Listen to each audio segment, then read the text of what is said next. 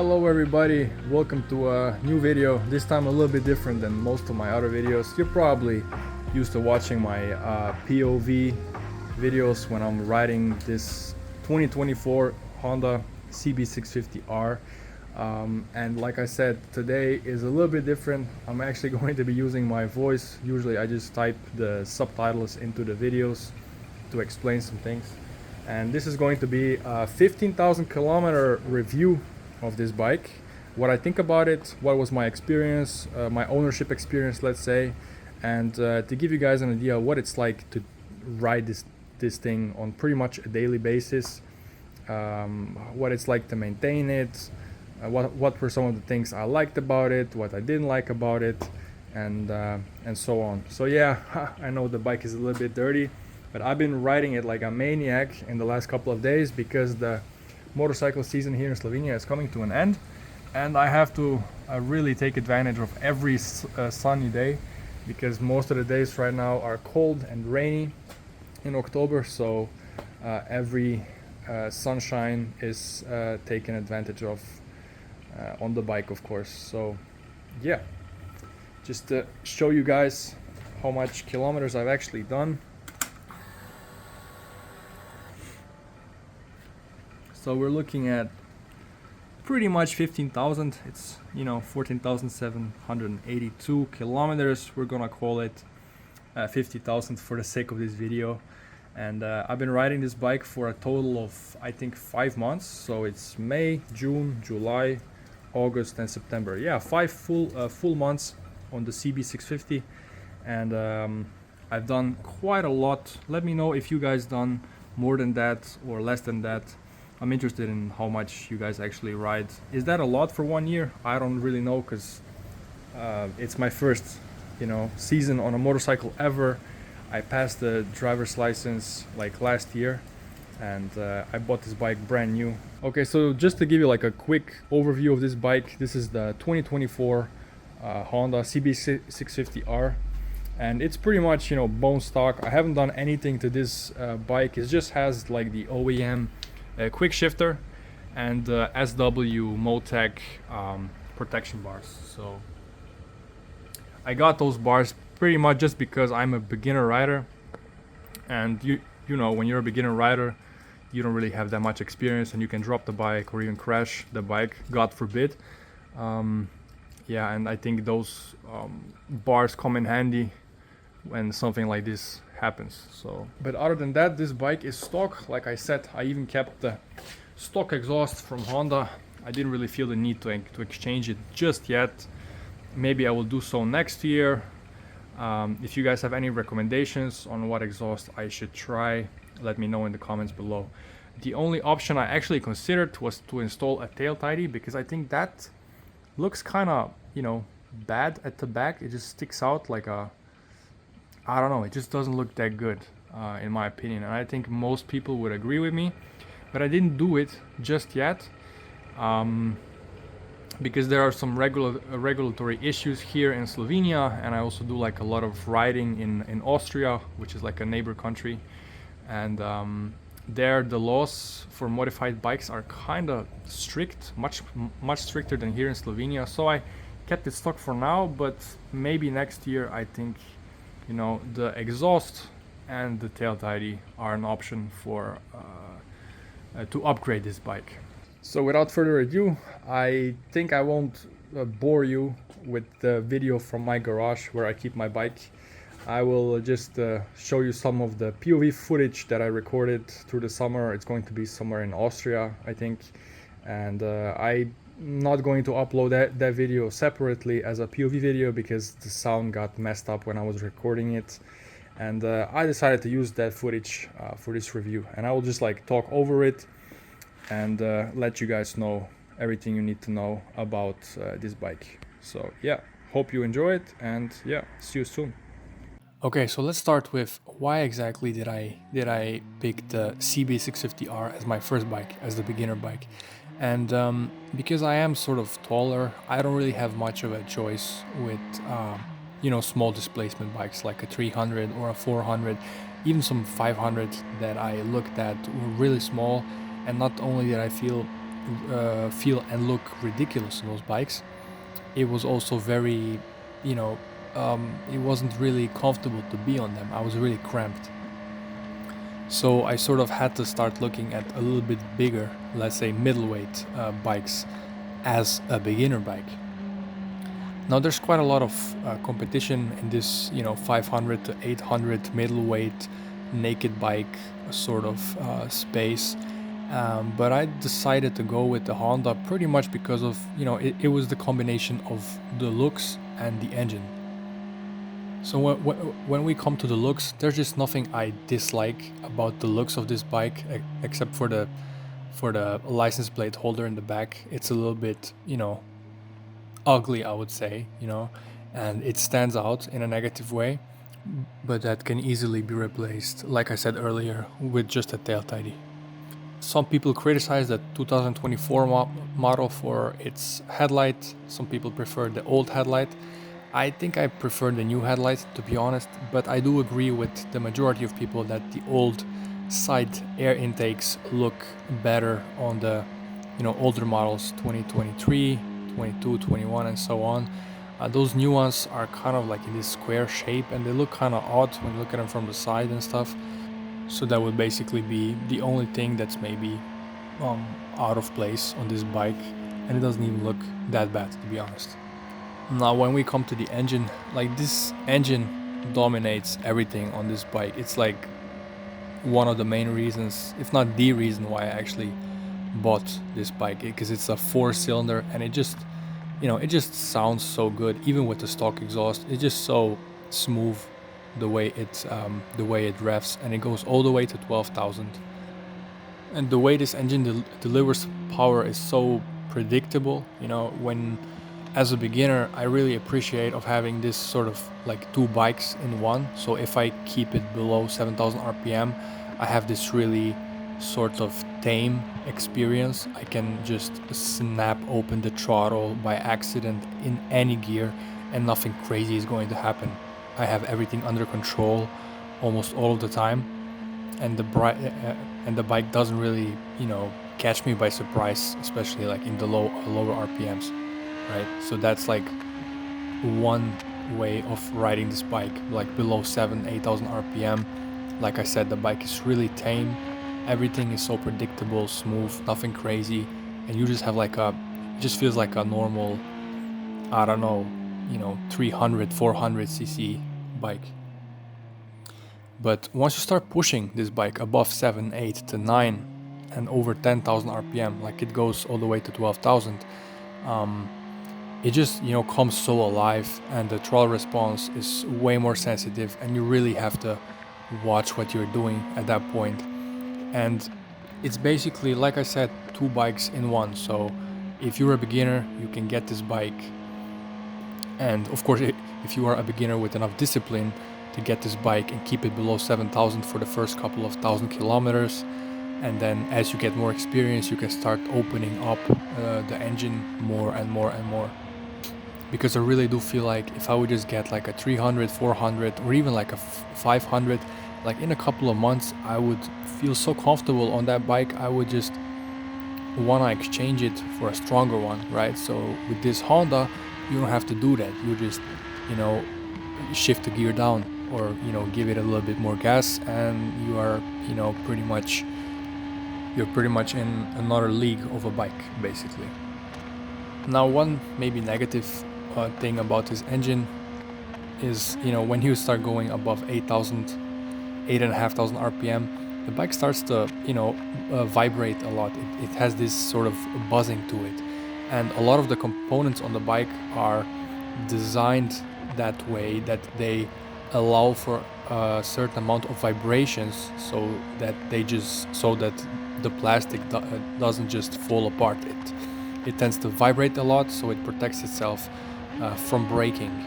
So if it would be fastened to the bike completely, it would most likely just break from the excessive vibrations. But because it's assembled a little bit looser, it can vibrate and doesn't really break.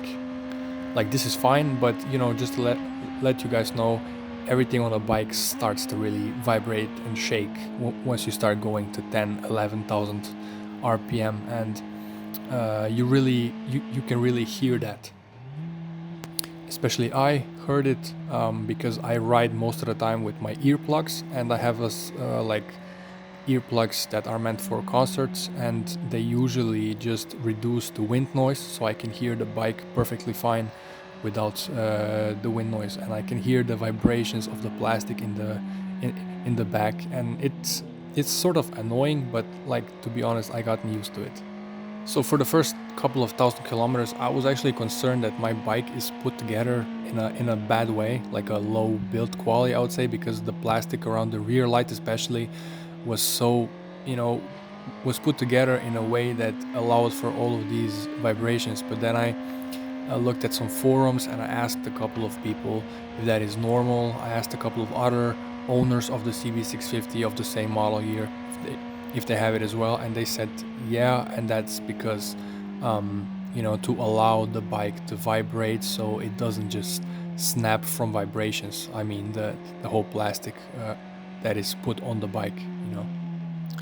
Other than that, the build quality of this bike is pretty much the best in the competition. I think when you look at bikes from Suzuki, Kawasaki, or Yamaha, this bike from Honda really kind of looks a little bit more premium, and that's also reflected on the price because it's also the most expensive, 600 to 700 naked bike out there. But it's a really pleasant place to be when you are behind the bars. There is no cables that you can like see and are in the way. All of the plastic is, some sort of premium plastic. Is really well put together. It just has, the best way to put it would be, it just has this really, really premium feeling. It almost feels like a European sort of bike. When it comes to the build quality, I really don't have anything negative to say, to be honest. It is pretty gorgeous, especially with the new TFT display, which is new on this 2024 model year, and it just looks really good. Okay, so now let's talk about ergonomics. This is, obviously different from person to person. I'm a little bit on the tall side. I'm 194 centimeters tall. I think that's around 6'4" for everybody in America.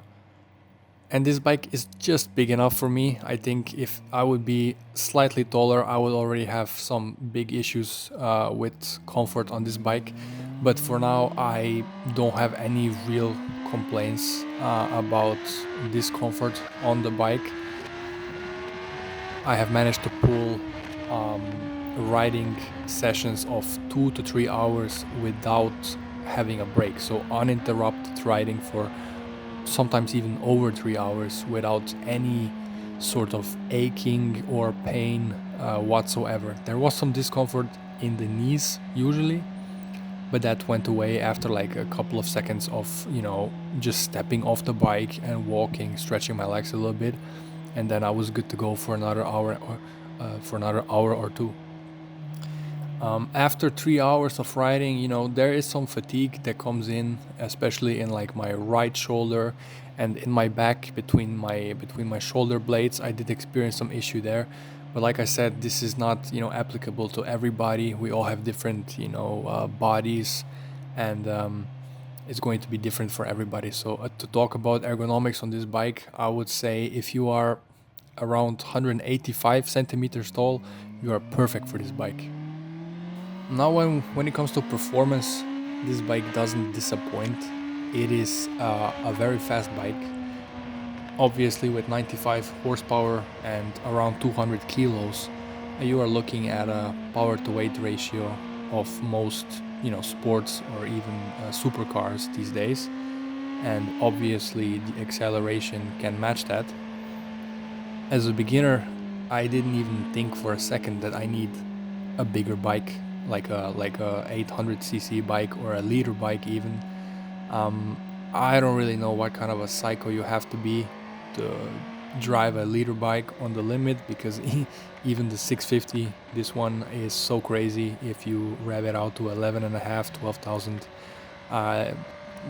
maybe next year when I have a lot more experience, I will start to understand why people buy liter bikes. But for now, this thing has, I would say, even too much power for my experience level. And most of the time, I don't even use the whole power band because it's simply impossible on the normal road. Not to mention that it's also very unsafe and dangerous to ride a sports bike like that on the limit on public roads. So I try to avoid that as much as possible. But sometimes we we tend to give it a little bit of gas on normal public roads. The only circumstance where I wish this bike had more power was, of course, on the freeway, where you can drive really fast in a straight line, and this bike really tends to accelerate like crazy, from 0 to like 180, 190 kilometers per hour. But after that, it really just almost like somebody cuts power, and it just struggles to get over 200. I think the most I've done was like 225, and it really took quite a while to reach 225, because once I passed 200, it just, there is so much wind resistance on the highway that you can literally feel the wind um, hitting you on the body, and you can feel the wind hitting the bike and literally stopping it. It is really extreme, the amount of wind you experience once you go above like 180 kilometers per hour with the CB650R. So it's definitely not a highway cruiser, in my opinion. If you want to do some really high speed highway driving, buy yourself a proper sports bike. Obviously, this is something I knew before getting this bike, because it is a naked bike, and naked bikes are quite known for having problems with excessive wind. But most of my riding is done on country roads, not on the freeway, so that's not a real issue for me. But sometimes it's nice to go on the freeway to get someplace really fast, and if I keep it below 160, 150, I can go for hours and hours on the freeway without any issues.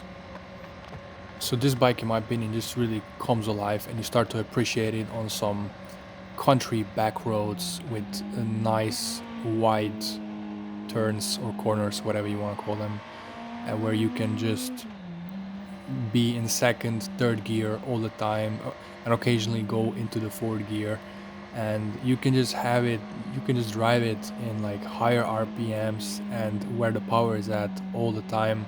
And it's just so much fun keeping it above 7 and 8,000 all the time, switching between second, third gear.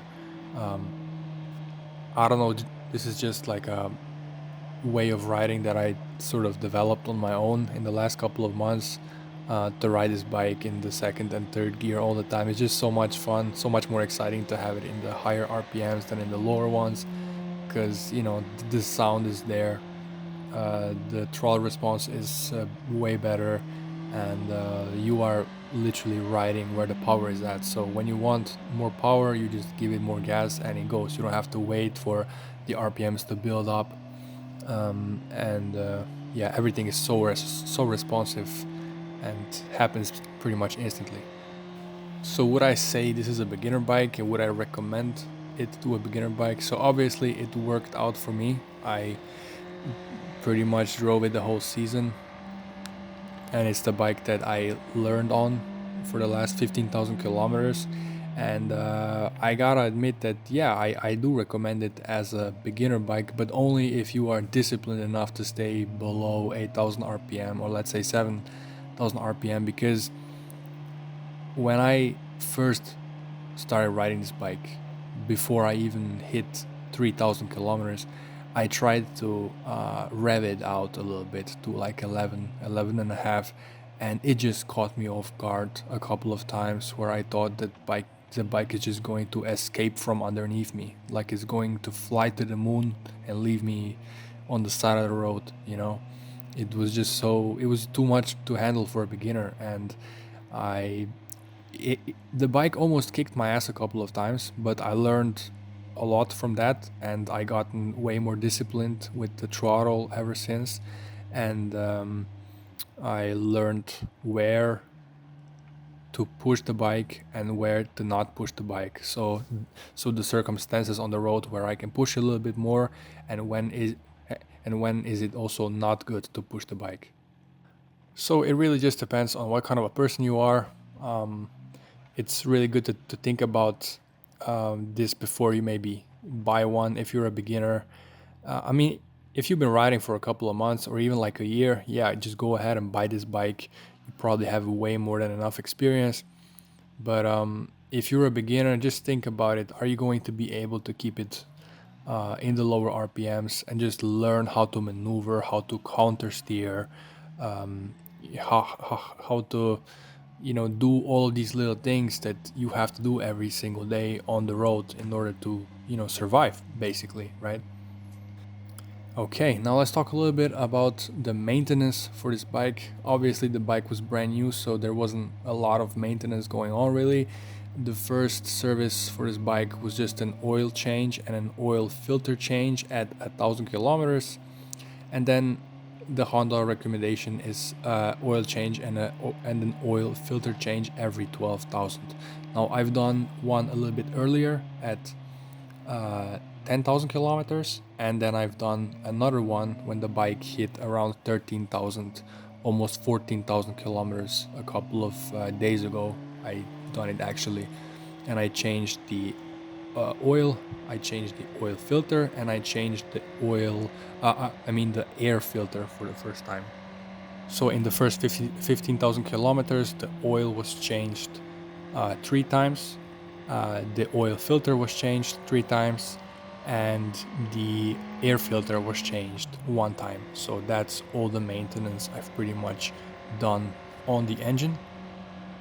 So one thing to also keep in mind is that you have to take care of your rear sprocket and the chain, of course. Make sure they're always nice and greasy and that they're nice and clean as well. So personally, I lube the chain every 500 to 600 kilometers. That also depends on the weather conditions and the road conditions that I'm riding in. And I also clean the chain approximately every 1,500 to 2,000 kilometers. And when I had the bike inspected the last time, the guy working at the service told me that my rear sprocket and the chain are practically good for another 15,000 kilometers. So I'm probably gonna have both of them inspected at the 22,000 kilometer mark to see what's up.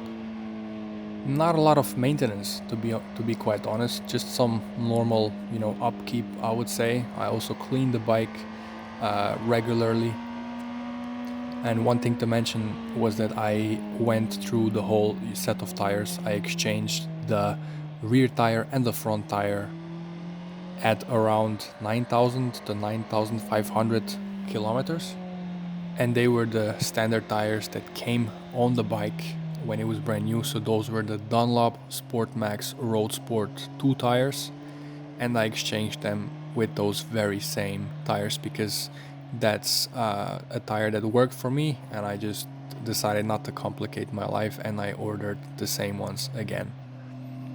When I exchange the tires again, I'm probably going to go for a softer, more sportier compound for more grip, because I'm probably going to be riding a little bit faster next year if I have more experience, but we will see how that goes.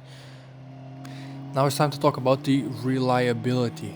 In the 15,000 kilometers I've done, I basically had no issues. The bike never let me down, it never died on me, it never left me stranded on the side of the road. Everything worked perfectly as it should. So I did have one check engine light though. It's important that I say this.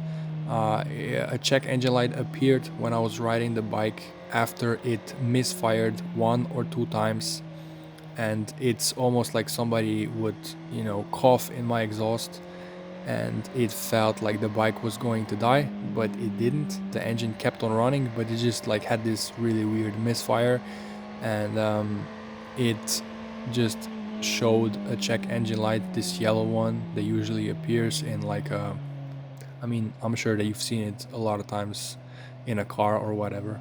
It's pretty much the same on this bike. And I stopped at the side of the road. When that happened, I turned the bike off, I turned it back on, and it ran with no issues. The check engine light was still on, however, and it got kind of scary because I didn't know what was going on with the bike. And as soon as possible, I took it to the dealer, and before they even ran the code, they told me it's probably a bad or low quality fuel issue. And when they ran the code, it confirmed that. So they told me that there was probably some dirt or even small amounts of water in the fuel that I was using, and supposedly that made the bike misfire. They gave me a couple of tips on which gas stations in my country I should be avoiding and which ones I should be using. They proceeded to just delete this error code with the computer on my bike, and ever since then I've done 5, even 6,000 kilometers with no issues whatsoever. So this bike ever since ran perfectly fine. So it just looks to me like